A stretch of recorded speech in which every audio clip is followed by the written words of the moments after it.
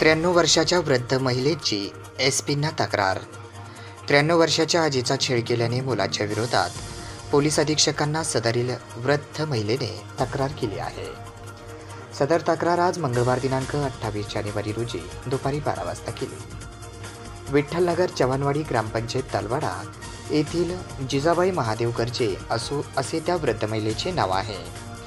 तिचा मोठा मुलगा अजिनाथ गर्जे हा प्रॉपर्टी व इतर कारणांसाठी व त्याच्या मुलांसोबत वृद्ध महिलेला जाणून बुजून त्रास देत आहेत, म्हणून सदरील महिलेने पोलीस अधीक्षकांना तक्रार केली आहे। हे प्रकरण अनेक दिवसापासून चालू असताना स्थानिक पोलीस तलवाडा पोलीस स्टेशनचे पोलीस हे कसलीही कारवाई करत नसून शेवटी हतबल होऊन वृद्ध महिलेने आज मंगळवारी एसपी कार्यालयात भेट दिली व सदरील तक्रारीचे निवेदन एसपींना दिले। कशा पद्धतीने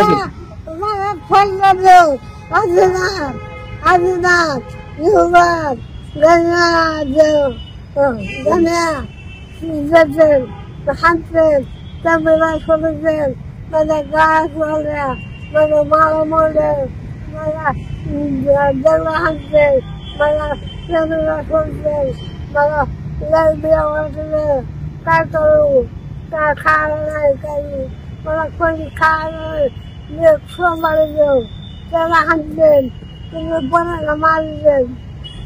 कशामुळे करतात नेमकं हे? काय त्यांचं म्हणणं आहे? काय मग काय करू, काय करत काय काय त्यांना कळा नाही काय ना कधीपासून काय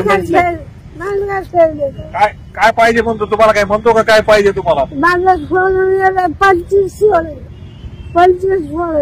सोनं नेलं आणून मारून नेलं। तुम्ही पोलिसात गेलते का? तिकडे पोलीस ठाण्यात तक्रार दिली का तुम्ही याच्यावर? मला कसं आहे ना तलवाडा पोलीस स्टेशनला तक्रार दिली ती ना? काय म्हणले पोलीस? काय म्हणले?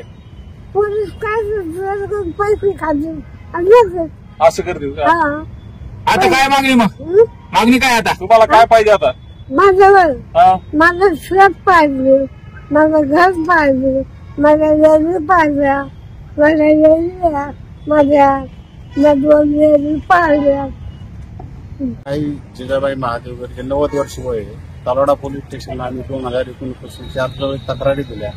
Talwara police station negative report करतो, काहीतरी त्यांचे लागे बांधे असल्यामुळे त्या एरियातले गुंड प्रवृत्तीचे लोक घेऊन तिच्या नावचं शेत, जमीन, तिच्या गायवाड्याची नासधूस केली, स्टोअरची नासधूस केली।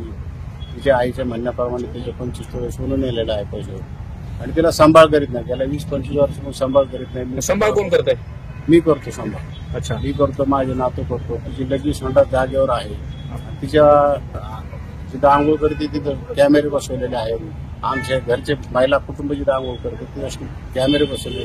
आमची प्रायव्हसी एकदम आणि आवाजाचे कॅमेरे प्रायव्हसी एकदम त्यांनी कॅप्चर केलेली आहे, आणि ती असा व्हिडिओ ते अपलोड करू शकतात।